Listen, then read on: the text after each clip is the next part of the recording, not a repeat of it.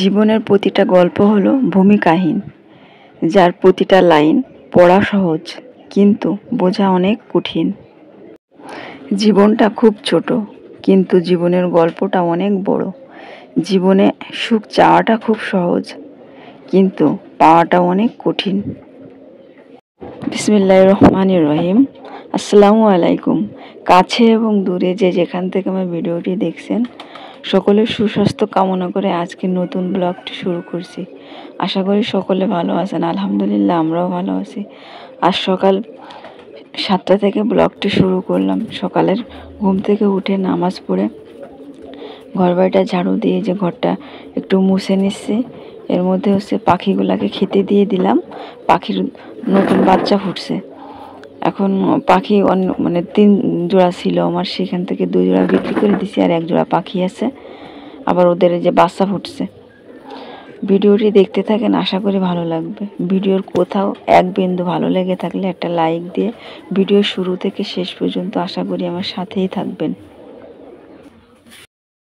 ঘর মুছতি না? তুই কি করতেছিস?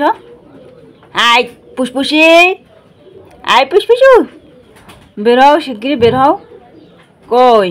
আসো আসো আসো আসো আসো আসো, শিগগিরি আসো, আসো আসো আসো আসো, কই আসো। একটু আড়াল হইলেই বোঝা যায় নিজের অস্তিত্ব অন্যের কাছে কতটা মূল্যহীন।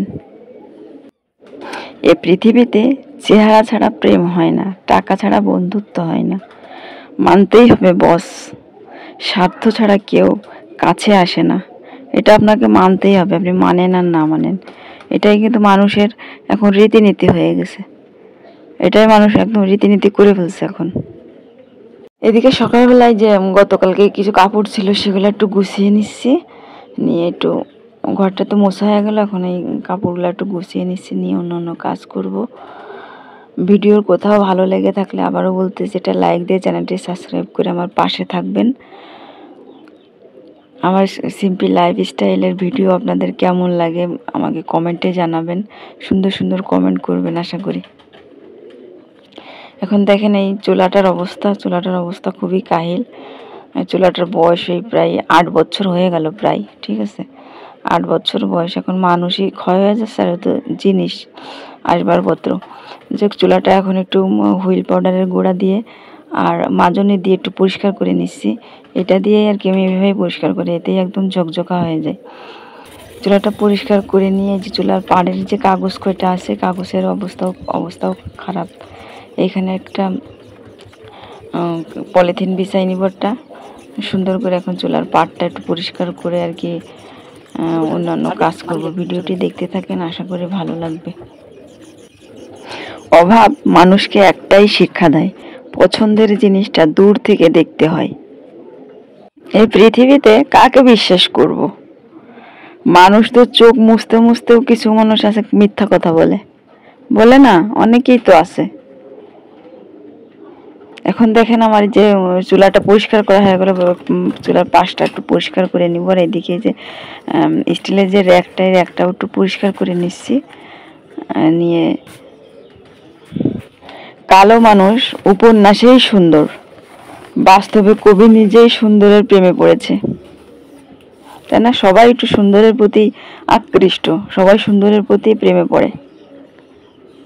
সময় চোখে দেখা যায় না, কিন্তু সময় অনেক কিছু দেখিয়ে দেয়। দেখেন এদিকে আপনাদের সাথে কথা বলতে বলতে এই যে চুলাটা পরিষ্কার করে নিলাম। চুলার পাশটা ওই যে পরিষ্কার করে একটা এই যে নতুন একটা পলি বিছিয়ে দিয়েছি এইভাবে আর কি। এটাই ফাইনাল লুক। এখন কিছু মাছ কুটবো, বিড়ালের মাছ শেষ হয়ে গেছে, তাই যে মাছটা কুটে এখন কেটে ধুয়ে পরিষ্কার করে নিচ্ছি। মাছ কুটতে আসলে তো আমার বিড়ালের অত্যাচারে আমি একদম মাথা খারাপ হয়ে যায় আমার, ঠিক আছে? ওই তাই চিন্তা করছি একটা ঝুড়ি কিনে নিয়ে আসবো। মুরগি ঢাকা যে ঝুড়িগুলো আছে ওইগুলো নিয়ে এসে তারপরে মাছ কোটার আগে ওদেরকে মনে করেন আটকিয়ে রাখবো, রেখে তারপর মাছ কুটবো। এছাড়া আর কোনো উপায় নাই।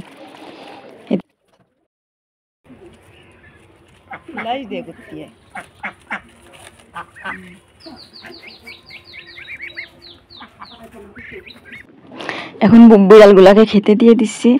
ওরা হচ্ছে এই যে এখন খেয়ে নিবে। এখন মোট 11টা বিড়াল আছে আমার। এর মধ্যে দেখেন এরা যে পরিমাণে একবারে যে ভাত খায়, এই ভাত আমার 2বার হয়ে যাবে এমন। যেমন ওদের মনেগুলা বিড়াল তো এই জন্য একটু বেশি ভাত লাগে। এখন ওদেরকে ভাতগুলো মাখিয়ে দিচ্ছি। ওরা তেলাপিয়া মাছটা বেশি পছন্দ করে, এই জন্য তেলাপিয়া মাছটাই নিয়ে আসি। এখানে তেলাপিয়া মাছ দিয়ে ওদের ভাত মাখিয়ে দিব। আয় আয় আয়, যা যা যা, এই আয় আয় আয় আয় আয় আয় আয় আয়। সব শিক্ষা বইয়ের পাতা থেকে হয় না, কিছু শিক্ষা পরিস্থিতি আর বাস্তবতা শিখিয়ে দেয়। সুখী মানুষ হওয়ার জন্য বেশি কিছু লাগে না, একটু মনের শান্তি আর হাসি যথেষ্ট। এদিকে দেখেন আমার বিড়ালগুলার এই যে খেতে দিয়ে দিলাম, ওরা এখন খেয়ে নিচ্ছে, কি তৃপ্তি করে খাচ্ছে, দেখলেই আসলে মনটা জোড়াই যায়, তাই না? যাই হোক, ভিডিওটি হয়তো বা শেষের দিকে। এইদিকে দেখেন বিকাল হয়ে গেছে। এখন এই যে কিছু ছোলা ফ্রিজে সিদ্ধ করা ছিল, অনেকগুলো সিদ্ধ করে রাখছিলাম, খাওয়া হয়ে গেছে। আর এখন এই কয়টা আছে তাই একটু ভেজে নিচ্ছি। আমি এভাবেই আর কি ছোলা ভাজি, বেশি মশলাপাতি আমি খাই না। এই যে শুধু পেঁয়াজ আর হচ্ছে কাঁচামরিচ রসুন দিয়ে, তাই এখন আজ আর রসুন দেই নাই। এখন এর সাথে কিছু মুড়ি দেবো। মুড়ি আসলে কিছু মুড়ি আছে তো একটু নরম হয়ে গেছে হালকা, তাই চিন্তা করলাম এর ভিতরে দিলে শক্ত হয়ে যাবে, মুচমুচা হয়ে যাবে।